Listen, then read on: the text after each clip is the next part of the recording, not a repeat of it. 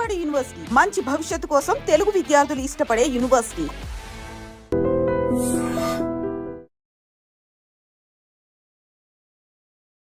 నమస్తే, welcome back to iDream media. నేను మీ ఝాన్సీ. మన పిల్లలు అమెరికా వెళ్ళినప్పుడు చదువుకుంటున్నారు. ఆ తర్వాత జాబ్ కోసం ఫేస్ చేసే సిచ్యువేషన్స్ అన్నీ కావు.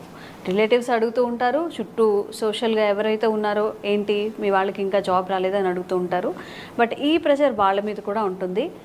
అసలు నీకెందుకు జాబ్ ఇవ్వాలి అని వాళ్ళు వేసే క్వశ్చన్కి మన దగ్గర ఆన్సర్ ఉందా? ఒక ఇంటర్వ్యూకి వెళ్ళేటప్పుడు మనం ఎలా అటెంప్ట్ చేయాలి, మన కమ్యూనికేషన్ స్కిల్స్ కానీ మన పర్సనల్ స్కిల్స్ కానీ ఎలా డెవలప్ చేసుకోవాలి, ఎలా ఇంటర్వ్యూ అటెంప్ట్ చేయాలి, ఈ విషయాలు తెలుసుకుందాం. ప్రస్తుతం అంతా ఉన్నారు ఇమిగ్రేషన్ అడ్వకేట్ పృథ్వీ గారు. నమస్తే సార్. నమస్తే సార్. అన్లైక్ మన ఇంటర్వ్యూస్ లాగా కాకుండా, మన ఇంటర్వ్యూస్ అంటే ఇప్పుడు ఆఫ్లైన్లో జరిగే ఇంటర్వ్యూస్ ప్రాపర్గానే జరుగుతాయి. ఆన్లైన్లో ఎన్ని మోసాలు జరుగుతున్నాయో అందరికీ తెలుసు.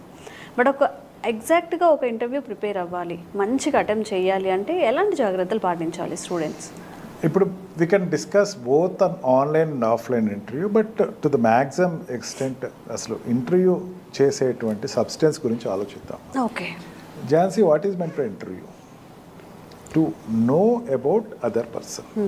అతనికి ఏం స్కిల్స్ ఉన్నాయి, ఇంటర్వ్యూ లోపల ఉండేటువంటి వ్యూ తెలుసుకుంటే ఇంటర్వ్యూ. దాని ఇంటరాక్షన్ ద్వారా జరుగుతుంది కాబట్టి it is called interview. Otherwise it is not called interview. ఒక స్టూడెంట్, ఒక కొత్తగా తన ఎంప్లాయ్మెంట్కి వెళ్ళేటువంటి స్టూడెంట్ తన ఒక ఇంటర్వ్యూకి వెళ్ళేటప్పుడు ఖచ్చితంగా 5 ప్రిన్సిపల్స్ అయితే మైండ్లో పెట్టుకోవాలి. ఆన్లైన్ అయినా ఆఫ్లైన్ అయినా. ఇప్పుడు ఒక ఇంటర్వ్యూ అనేది నీ ఏరియా నుంచి ఒక 20 కిలోమీటర్స్ దూరంలో ఉందనుకుందాం, లేకపోతే ఒక చాలా దూరంగా ఎక్కువ దూరంలో ఉందనుకుందాం. 2 రకాలుగా చూసుకుందాం. Time punctuality is very much important. Jasti 5 minutes నువ్వు ముందే వెళ్ళిపోవచ్చు. ఇంకో ఊరు అయితే ఒక 10 మినిట్స్, ఒక హాఫ్ అన్ అవర్ ముందే వెళ్ళిపోవచ్చు.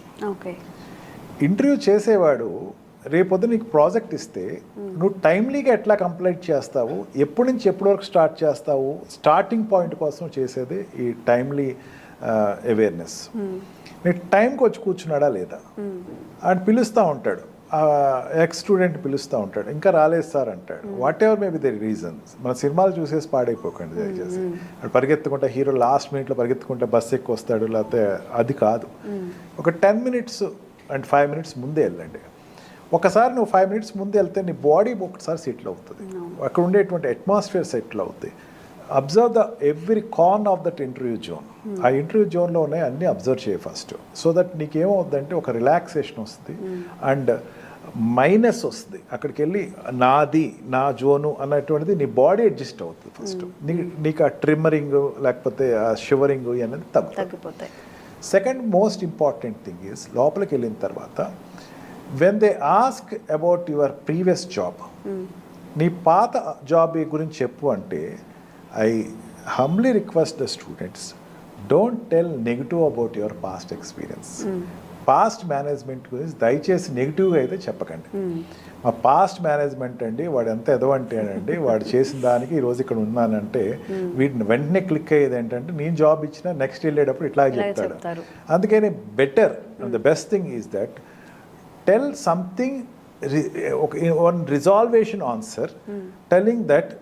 ఫర్ ఎగ్జాంపుల్ నీ past role, why you have quitted your past role అంటే you tell in this way that past role I have performed my job in this way, but they decided to get another best person than me.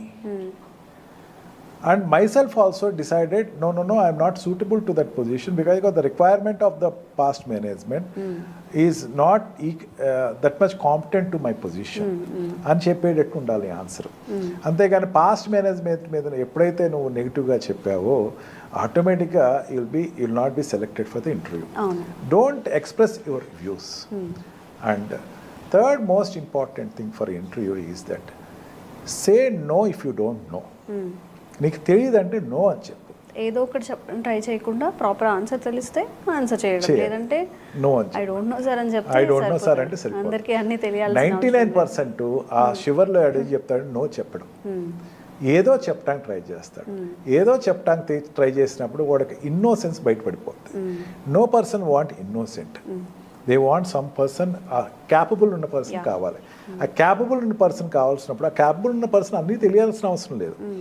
నీ coding గురించి తెలుసా అని అడుగుతాడు, లేకపోతే నీకు Java మీద తెలుసా అంటాడు, లేకపోతే నీకు వెబ్ డిజైనింగ్ తెలుసా అని అడుగుతాడు. ఈ తెలిసినప్పుడు నీకు తెలియనప్పుడు నాకు తెలియదండి, but I will be very much grateful to get an opportunity to learn from your organization అని చెప్తే he will be very much happy.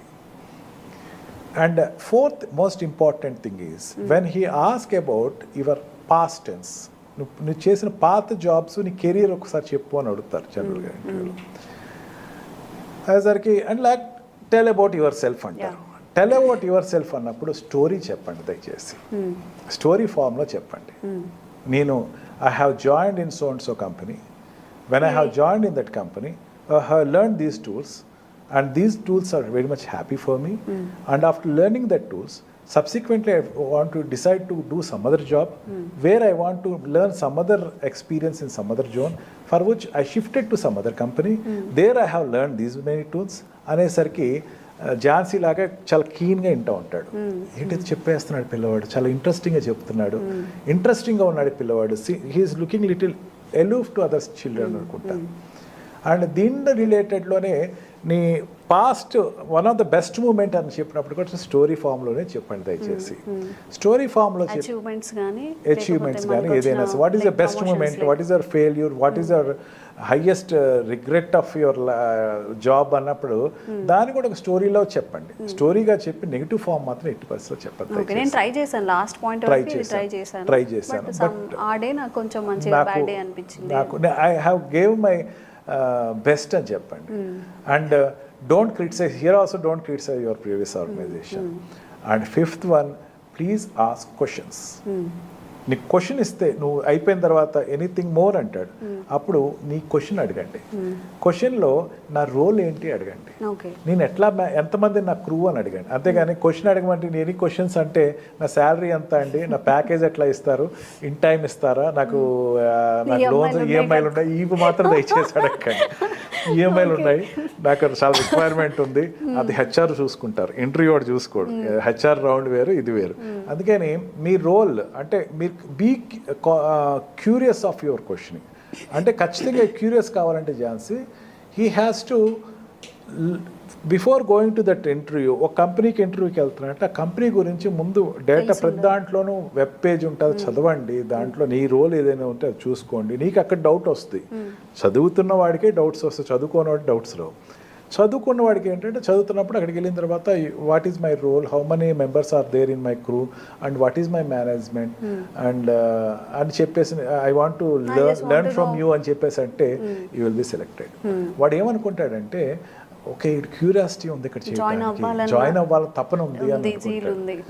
ఈ చిన్న టిప్స్ అన్నది నువ్వు మనం ఫాలో అవ్వగలిగితే and you will be very much డేమ్లీ can tell that you will be selected. అంతేగాని మనం ఎక్కడికి వెళ్ళి కూర్చుని సైలెంట్గా కూర్చుని without any what we call వాడు ఏదో క్వశ్చన్ అడిగాడు ఇంటరాక్షన్ లేకుండా ఉండడం అలాంటివి చేయకుండా యాక్టివ్గా పార్టిసిపేట్ చేయడం, తెలిసినవి తెలియనిది తెలియదు. అండ్ అన్నిటికన్నా వీటన్నిటికన్నా డిఫరెంట్గా ఒక సపరేట్గా most important thing is please listen the person who is asking you. నేను ఒక క్వశ్చన్ అడిగేటప్పుడు పూర్తిగా క్వశ్చన్ నేను మధ్యలో దూరకు, మధ్యలో ఎలా కట్ చేసి మళ్ళీ ఆన్సర్ చెప్పడం అలాంటివి వాడు అడిగేవాడు వాడు కూడా హ్యూమన్ బీయింగే. వాడు నేను క్వశ్చన్ అడుగుతున్నాడు, ఒక టూల్ గురించి అడుగుతున్నాడు, లేకపోతే ఒక స్పియర్ ఆఫ్ టెక్నికల్ రౌండ్ అడుగుతున్నాడు. వాడిని అడిగేటప్పుడు పూర్తిగా వాడిని అడిగిన తర్వాత పాజ్ ఫ్యూ సెకండ్స్ తీసుకుని ఆన్సర్ చెప్పు. అర్థం కాలేదు, తప్పేమీ లేదు, ప్లీజ్ కమ్ బ్యాక్ అని అడుగు, మళ్ళీ అడుగు. కానీ నీకు మధ్యలో తెలిసింది కదా అని చెప్పేసేసి ఎగ్జామినేషన్లో మనం క్వశ్చన్ అడిగి వెంటనే రాసేస్తూ ఉంటాడు, పూర్తిగా చదవకుండా రాస్తూ ఉంటాడు. అట్లా మాత్రం ఎట్టి పరిస్థితిలో చేయకు. Be concentrate on the question, అతను పూర్తిగా విను, be with a smiling face, come out with a smiling face, you will be selected. మనం చేసింది పర్ఫెక్ట్ చేసాం. అట్లాగా మనం ఒకటి ప్రిపేర్ అయితే next interview the best interview అవుతుంది.